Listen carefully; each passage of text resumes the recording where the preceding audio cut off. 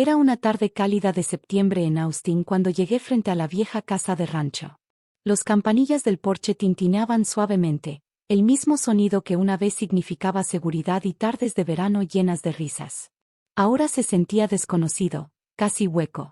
No había estado aquí en más de un año, no porque no quisiera, sino porque me habían dicho que ya no quedaba nadie a quien visitar. Cuando la puerta de adelante chirrió al abrirse, no me recibió un abrazo, sino una voz tan seca como la puerta de malla oxidada. Venía de afuera, y dijo: «Así que por fin decidiste aparecer».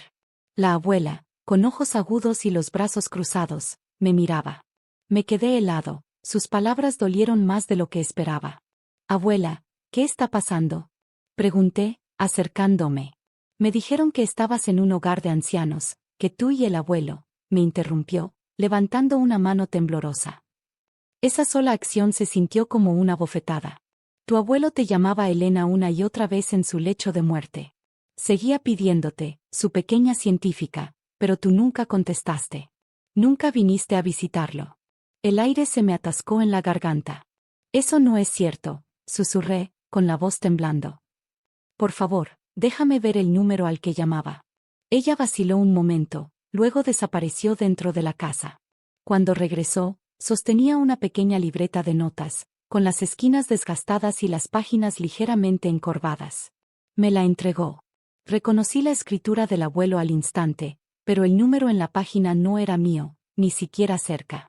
«Este no es mi número», susurré. «He tenido el mismo desde la secundaria». Sus cejas se fruncieron. «Nos dijeron que lo cambiaste cuando te fuiste a la universidad», dijo, con la voz más tranquila ahora. «Que no querías que te molestaran, que querías espacio, que te avergonzaban nosotros». «No», repliqué, retrocediendo, con la pierna de repente débil. «Vine a casa en las vacaciones de primavera. Vine aquí. Vanessa estuvo aquí. Supe que ella no estaba. Nadie estaba en casa». Su rostro palideció. «Estuvimos aquí. Siempre hemos estado aquí, Elena». «¿Qué estás diciendo?». «Me mintieron», dije, con la ira creciendo en mi pecho como una ola. «Dijeron que tú y el abuelo habían sido trasladados a una clínica en Cedar Ridge. Dijeron que no permitían visitas por la cuarentena, que era mejor que me mantuviera alejada y enfocada en la escuela». Sus labios se abrieron, pero no salió sonido alguno. Parecía como si le hubieran dado una bofetada. Se veía como si le hubieran dado un golpe de viento. «Dijeron que no querías vernos», susurró finalmente, y yo, enojada, solté una carcajada amarga y temblorosa. «Nunca dije nada de eso», afirmé. «Me cortaron de ustedes a propósito. Ni siquiera me dijeron que el abuelo estaba enfermo, hasta que fue demasiado tarde. Me dijeron que el funeral era a la 1 de la tarde. Hoy. Llegué a la iglesia y estaba vacía». Ella parpadeó lentamente y se sentó en el columpio del porche, como si sus rodillas ya no pudieran sostenerla. «El funeral fue a las 9 de la mañana», murmuró, dándose cuenta, como si una sombra cruzara su rostro. «Dijeron que todos sabían que no habías llegado, que no te importaba». Tragué con dificultad y apreté los puños. Nunca me perdería su funeral. Nunca. Él fue la única persona que creyó en mí. Las lágrimas llenaron mis ojos y, sin pensar, me arrodillé a su lado, enterrando mi rostro en su regazo. Por mucho tiempo, no dijimos nada, solo el viento susurraba entre los árboles, como si llevara secretos. Él murió pensando que no me importaba. Sollozaba. «Ahora conocemos la verdad», dijo la abuela suavemente, acariciándome el cabello como cuando era niña. «Lo sabemos, Elena». La abuela se limpió las lágrimas con el borde de su manga, luego me miró con una firmeza que no había visto en años. La tristeza en sus ojos no había desaparecido, pero ahora estaba entrelazada con algo más afilado: determinación. Se levantó lentamente, sacudiendo el polvo imaginario de su falda, y entró a la casa. La acompañé, sin saber qué esperar. En la sala, todo era exactamente como lo recordaba, salvo el aire. Ahora era más pesado. Ella tomó el teléfono de su base junto a la pared de la cocina. Sus dedos temblaron ligeramente al marcar, pero cuando habló, su voz volvió a esa firmeza inquebrantable que recordaba de la infancia. «Betty, sí, soy yo. Necesito que Jacob y Vanessa vengan de inmediato». Escuché una voz apagada del otro lado, pero antes de que pudiera terminar, la abuela interrumpió. No, no puedo esperar. Estaré esperándolos en 1 hora. Colgó sin despedirse y luego se volvió hacia mí. El abogado también está en camino, dijo, con una voz calmada, aunque debajo algo ardía. Tu abuelo dejó algunas cosas que deben ser leídas en voz alta, delante de todos. No dije nada. Solo asentí. No estaba lista para lo que venía, pero no me quedaba nada que perder. 1 hora después, sonó el timbre de la puerta. Quédate en la cocina hasta que te llame, dijo la abuela, colocando una mano suave en mi hombro. Me senté en la pequeña mesa de la cocina, aquella en la que el abuelo solía tomar su café matutino mientras leía artículos científicos que yo recortaba para él. A través de la pared, podía escuchar sus voces, el tono demasiado alegre de mamá, la política calculada de papá, el suspiro de Vanessa, característico y aburrido, y finalmente, la voz de la abuela, clara y cortante. Por favor, todos tomen asiento. El señor Reeves vendrá a leer el testamento de David. Esa fue mi señal. Entré en la sala. Las 3 cabezas se volvieron en mi dirección. La sonrisa fingida de mi madre se tambaleó, la cara de mi padre se volvió pálida como un fantasma, los labios de Vanessa se abrieron, pero no salió ningún sonido. Podía ver cómo las cuentas giraban en sus mentes. ¿Por qué estaba allí? ¿Por qué la abuela los había invitado con falsas pretensiones? El señor Reeves abrió lentamente su maletín y sacó un sobre grueso, de esos que no solo contienen instrucciones legales, sino también secretos. Aclaró su garganta. Yo, Walter Dawson, estando en pleno uso de mis facultades mentales y con intención clara, declaro que este es mi último testamento y herencia. El silencio en la habitación fue absoluto. El señor Reeves continuó leyendo. A mi querida esposa Ellen Dawson, dejo nuestra casa familiar y una pensión vitalicia para su cuidado y confort. La expresión de la abuela no cambió, ya lo sabía. Luego, miró a su nieta. A ti, Elena Dawson, te dejo la nueva instalación de investigación en el 482 de Pine Ridge Lane, incluyendo todo el equipo de laboratorio, derechos de propiedad intelectual de proyectos en curso que financie y los fondos necesarios para su desarrollo y personal. La habitación se quebró. Primero, un respiro agitado de papá, la mueca de los ojos de mamá, y luego, Vanessa rompió en llanto. ¿Estás bromeando?, exclamó con furia. Le diste el laboratorio, toda esa maldita instalación. El señor Reeves no titubeó y, finalmente, dijo.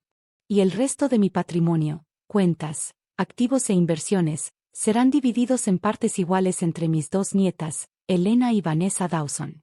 El silencio que siguió fue ensordecedor.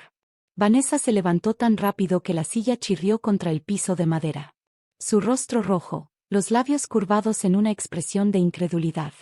Esto es una locura. No, no, se suponía que yo debía heredar todo, dijo, con la voz quebrada. Tú dijiste que si lo visitaba, actuaba como la buena nieta, y jugaba el papel, todo sería mío. La miré, paralizada. Lo hicieron actuar, mentir, manipular a un hombre moribundo por dinero, y ella lo hizo voluntariamente. Pero la abuela no había terminado. Hay más, dijo fríamente, sacando una carta doblada de su cajón, con la mano temblorosa al pasármela. Walter también quiso que esto se leyera, dijo, con calma. El señor Reeves desplegó lentamente la carta, con cuidado de no romper los bordes frágiles. El papel estaba amarillento, pero la escritura del abuelo permanecía firme y audaz, como si hubiera escrito cada palabra con claridad inquebrantable. Querida Elena, empezó, si estás leyendo esta carta, significa que ya no estoy a tu lado. Aunque esa idea rompe mi corazón, espero que estas palabras transmitan algo del amor que no pude mostrarte en vida. Siempre fuiste diferente. No en una forma que necesitara arreglarse, sino en una que hacía que el mundo fuera más rico. Mientras otros buscaban ruido, tú buscabas la verdad. Mientras ellos actuaban, tú observabas. Fuiste mi pequeña científica, mi orgullo, mi legado. Una respiración aguda se me atoró en la garganta. Ya podía sentir la mirada de mi madre quemándome, pero no la miré. Te vi crecer con preguntas en tus ojos. Nadie a tu alrededor parecía interesado en responderlas. Vi cómo apretabas tu librito a los 7 años, registrando cuánto tardaba la lluvia en llenar un frasco. Observé cómo tu alegría se apagaba cada vez que tu madre te rechazaba, cada vez que tu padre cambiaba de tema. Y vi, impotente, como tu brillantez los incomodaba, porque no podían entenderla, y peor aún, porque nunca lo intentaron. Vanessa se movió en su asiento, mamá cruzó los brazos, papá desvió la vista. Vanessa siempre fue más ruidosa, más fácil de elogiar, más cómodo para que la criaran. Y por eso, le invirtieron toda su atención, afecto, dinero. No la culpo por completo por cómo se dieron las cosas, actuó en el papel que le escribieron. Pero tú, Elena, tú construiste tu propio guión, y eso requirió valor. Admiraba más de lo que nunca supiste, una lágrima rodó por mi mejilla. La abuela alcanzó mi mano con suavidad, apretándola. Recuerdo que una vez, después de que ganaste tu primera competencia regional de ciencias, tus papás ni siquiera vinieron, estaban en el ensayo de Vanessa. Tú llegaste al porche después, sosteniendo el trofeo con ambas manos, sin estar segura de si sentirte orgullosa o avergonzada. Preguntaste si podíamos ponerlo en la caja debajo de tu cama en lugar de en la repisa. Dijiste que quizás, si no lo mostrabas, dejarían de mirarte como si fueras la hija de alguien más. Mi corazón se rompió ese día. Sentí que la habitación se reducía a mi alrededor. Mi madre permaneció rígida, mi padre se puso pálido, Vanessa permaneció en silencio, mordiendo su labio inferior. Tú merecías más de lo que te dieron, no solo cosas, sino reconocimiento, calidez, un espacio para ser exactamente quien eres. Y aunque no puedo reescribir el pasado, puedo asegurarme de que tu futuro esté construido a tu manera. Por eso construí el laboratorio para ti. Por eso cambié el testamento. Tú no eres un error, eres un milagro. El señor Reeves dobló lentamente la carta. El silencio que siguió fue ensordecedor. Recordé los trofeos, la caja debajo de mi cama, la forma en que solía sentarme durante horas reorganizándolos como si fueran piezas de un rompecabezas, sin saber cómo exhibirlos. Recordé esconder certificados en los cajones. Recordé que Vanessa decía que a nadie le gusta una que sabe demasiado, cada vez que abría la boca frente a sus amigas, y recordé hacer su tarea por ella, porque ella era mejor en esas cosas. Ella solía decir: Alena, ayuda a tu hermana. Mi mamá había estallado desde el pasillo. La familia ayuda a la familia, pero nunca fue ayuda, era control. Había un patrón, Vanessa exigía, mis padres consentían y yo cumplía, porque pensaba que quizás si era útil, sería amada. A veces los oía hablar cuando creían que estaba dormida. No entiendo de quién hereda eso, susurraba mamá. Ella no es como nosotros. Podría ser que trajimos a casa al bebé equivocado, decía papá, casi divertido. Quizá no somos sus padres. Se reían. Yo nunca lo hacía. Miré mis manos, ahora mayores, firmes, más fuertes que las que alguna vez sostuvieron una lupa en el jardín, tratando de atrapar la luz del sol en un frasco. Mi abuelo me había visto siempre. Siempre me vio, y ahora se aseguraba de que el resto del mundo también lo hiciera. Siempre fui la callada, la que se quedaba atrás mientras el resto de la familia se movía como una unidad pulida. Vanessa siempre en el centro de atención, mis padres orbitándola como planetas a un sol. No necesitaba su atención, me decía a mí misma. No realmente. Pero incluso las mentiras se vuelven pesadas cuando las cargas mucho tiempo. Mientras Vanessa bailaba en el escenario con disfraces brillantes, yo me sentaba en la última fila del auditorio, conteniendo la respiración cada vez que mamá se ponía a aplaudir. Ella nunca aplaudía así por mí. Ni siquiera creo que supiera cuándo era mi feria de ciencias. Recuerdo un cumpleaños, cuando debía tener unos 10 años. La abuela y el abuelo habían venido del rancho, y el abuelo me regaló un microscopio envuelto en papel periódico, con un lazo hecho de pita. Estaba extasiada. Vanessa puso los ojos en blanco.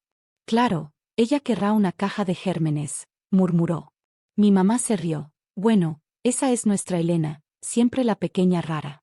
Esa noche, monté el microscopio en la encimera de la cocina, demasiado emocionada para esperar.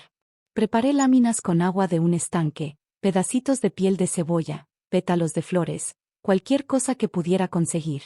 Pero justo cuando me incliné para enfocar, la voz de mi madre cortó en el pasillo. Elena, limpia eso. Vanessa y sus amigas vienen de visita. No quiero tu desorden científico. Ni siquiera me miró cuando lo dijo. Ese era el patrón. Vanessa tenía gente, fiestas, celebraciones, esas típicas fotos familiares donde todos estaban sonriendo. Yo tenía libros, un mundo que construí con páginas y fórmulas, porque el mundo real no tenía espacio para mí. Incluso cuando lograba algo, becas, premios, invitaciones a campamentos de verano, mis papás lo trataban como si fuera una carga. ¿No puedes saltarte este trámite?, preguntaban. Ya hicimos el último campamento. ¿Y qué tal la excursión de Vanessa a Miami?, decían. No podemos estar en todos lados. No se daban cuenta de que esas eran las únicas cosas que me mantenían a flote. El reconocimiento de extraños significaba más que el silencio de mi propia familia. Y no era solo abandono. A veces, parecía resentimiento, como si mi sola existencia complicara la historia que querían contar de nuestra familia. En la escuela, escuché una vez a mi mamá hablando con otra mamá. Elena, ella es nuestra pequeña genio, decía con una sonrisa que no alcanzaba a sus ojos. Es un poco intensa a veces, pero estamos intentando que sea más normal. Recuerdo haberme refugiado en el baño y haberme cerrado en la cabina, aferrándome a la orilla del tanque del retrete para no temblar, incluso en momentos en los que trataba de comunicarme con ellos. Cuando entré en el programa para estudiantes talentosos, cuando me aceptaron temprano en la universidad, respondieron con miedo, no con orgullo. ¿Estás segura de que estás lista para eso?, decían. Vas a estar muy lejos. No te apresures, Elena. Pero yo no era ordinaria. Nunca lo había sido. Y mi abuelo lo sabía. Él era el único que no trataba de hacerme más pequeña. Una vez, me encontró llorando detrás del granero, después de que Vanessa me dijera que nunca sería lo suficientemente bonita para importar. Debo haber tenido unos 12 años. No preguntó qué pasaba, simplemente me entregó un cuaderno de bolsillo y me dijo: escribe las cosas que no entienden. Algún día, el mundo lo hará. Ese cuaderno me acompañó en la secundaria, en cada experimento fallido, en cada almuerzo solitario, en cada cumpleaños invisible.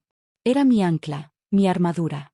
Ahora, sentado en esta sala, con esa misma familia frente a mí, fingiendo que no merecía nada de esto, que yo era la egoísta, sentí como el peso de esos años se asentaba sobre mí como un armario reforzado. Habían pasado toda su vida tratando de apagar mi luz, pero mi abuelo me construyó un espacio donde podía brillar sin disculpas. Y ahora, no tenían opción más que observar. El silencio después de que leyeron la carta no duró mucho. Vanessa se levantó de un salto, con el rostro enrojecido por la rabia y la incredulidad. Su voz se quebró al escupir las palabras. Esto es ridículo. ¿Por qué ella debería recibir algo? Ella ni siquiera estuvo aquí. Desapareció durante años, y de repente entra y se lleva la mitad de todo: el laboratorio, el dinero. Sus ojos se dirigieron a mamá y papá. Tú dijiste que era mío. Prometiste. El rostro de mi madre quedó en blanco, ilegible, pero sus dedos se retorcían en su regazo, como si intentara sacar agua del aire. Teníamos un acuerdo, continuó Vanessa. Su voz crecía con cada palabra. Hice lo que me pidiste. Jugué el papel. Visité a su lado cuando me dijiste. Dije todas las cosas correctas. Fui la nieta perfecta. Su voz se quebró. Me hiciste rogarle a un hombre moribundo por su favor. Esa frase quedó en el aire como humo después de un disparo. Incluso la abuela parpadeó. Y ahora se supone que solo debo. Vanessa soltó una risa seca y amarga. La miré lentamente, encontrando sus ojos por primera vez desde que entré a la habitación. Ya no tenía enojo, ni miedo. Solo claridad. No lo visitaste porque te importara, dije en voz baja. Visitaste porque te dijeron que habría una recompensa. Vanessa se congeló. Nunca pasaste horas hablando con él sobre libros, experimentos o su jardín, continué con la voz calmada. Nunca te sentaste a su lado en la cama del hospital, a menos que alguien te lo hubiera ordenado. Quizá estuve encerrada por mentiras, pero al menos fui honesta respecto a cuánto lo quería. Mi mamá estalló de pie, de repente. Esto no es momento para que le des consejos a tu hermana, Elena. No entiendes la presión en la que todos hemos estado. Presión, repetí, casi riendo. ¿Quieres decir la presión de esconder la verdad, de aislarme de las únicas personas que me apoyaban? Mi papá se enderezó, arreglando el cuello de su camisa como si se preparara para una junta en la oficina. Elena, seamos razonables, dijo con suavidad. Piensa en lo que estás haciendo. Ya te pagaron toda tu educación, todos esos campamentos de ciencias, la competencia, los viajes internacionales. ¿Sabes cuánto nos costó eso? La habitación se inclinó, mi respiración se atascó. Pero tú no pagaste por eso, dije, con voz baja pero afilada. La abuela y el abuelo sí.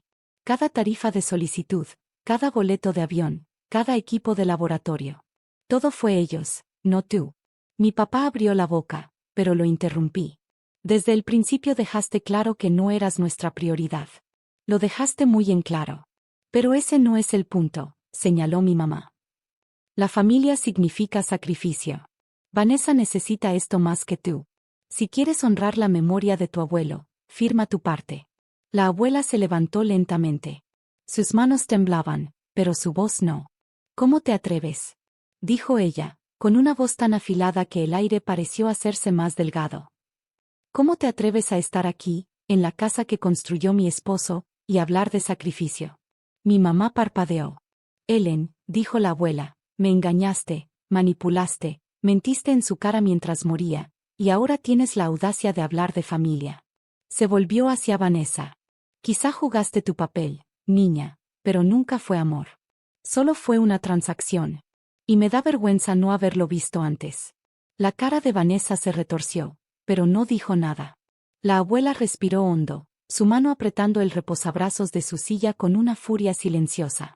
Solo lamento que David te haya dejado algo en absoluto, dijo, y luego se dirigió a la puerta. Vayan, dijo, con voz firme. No son bienvenidos aquí. Nadie se movió, así que levantó la voz, no en volumen, sino en convicción. Ahora, añadió. Todos ustedes, no son bienvenidos aquí. Y así, se fue. La casa quedó en silencio, nuevamente. Un silencio más tranquilo, no cortante, sino libre. Han pasado 6 años desde ese día. 6 años desde que la puerta de entrada se cerró de golpe tras mis padres y mi hermana, sus pasos enojados resonando en el porche como los últimos ecos de una tormenta que finalmente se alejaba al mar. No he hablado con ellos desde entonces. A veces, sus nombres aparecen en mi teléfono, en números desconocidos, correos reciclados, solicitudes de amistad en cuentas falsas. Pero los elimino sin abrir nada. No necesito escuchar sus disculpas. No cuando solo nacen de la ausencia. Ellos tomaron su decisión, y yo también. El laboratorio que mi abuelo me dejó creció. De ser un espacio privado de investigación, se convirtió en algo real, en algo que importaba. Lo llamamos el Centro de Innovación Walter Dawson, y no solo mantuvimos vivo su nombre, sino que honramos su fe. Nos especializamos en tecnologías agrícolas sostenibles, sistemas de microirrigación, genética de cultivos adaptativos, manejo ecológico de plagas. Cosas que alguna vez estuvieron en los márgenes de las ferias de ciencias, ahora llegan a las granjas en dificultades en todo el estado. El mes pasado, estuve en un escenario en San Francisco, aceptando una beca nacional por innovación en resiliencia climática. Vestía un traje azul marino, y el silencio de mi madre como armadura. La multitud aplaudió. La luz no me cegó. La miré sin pestañear. Y, junto al escenario, bajo el logo de la fundación, había una foto de Walter Dawson sonriendo frente a un campo de girasoles. La leyenda decía: para los soñadores que invierten en los que el mundo pasa por alto. Creo que él lo vio. Tara y Maike, mis amigos más cercanos desde la universidad, ahora dirigen departamentos dentro del centro. Nos reímos mucho, todavía cometemos errores en experimentos, aún se nos quema el palomito en la microondas de la sala de descanso, pero también estamos cambiando vidas. No porque seamos más inteligentes, sino porque alguien creyó que podíamos. A veces me pregunto si Vanessa alguna vez piensa en ese día, si mamá todavía organiza cenas y dice con una sonrisa ensayada: tengo 2 hijas. Me pregunto si papá todavía se llama a sí mismo un hombre de principios. Pero la mayoría de los días, ya no me pregunto nada. Ayer, reorganizaba una de las viejas librerías en la biblioteca del laboratorio, algo que no tocaba en años. Entre un libro viejo de la naturaleza de las cosas, encontré una fotografía. Supe en el acto cuando vi los bordes desvaídos. Era yo, tal vez de unos 8 años, agachada en la hierba detrás del granero, sosteniendo un microscopio con un vaso, apuntando a un escarabajo en una hoja. Mi abuelo estaba a mi lado, señalando algo a lo lejos. Ambos sonreíamos. En la parte de atrás de la foto, con su letra cuidadosa y deliberada, había escrito: Mi pequeña científica cambiará el mundo algún día. Me quedé allí mucho tiempo, sosteniéndola como si fuera algo sagrado, porque ahora sé que tenía razón.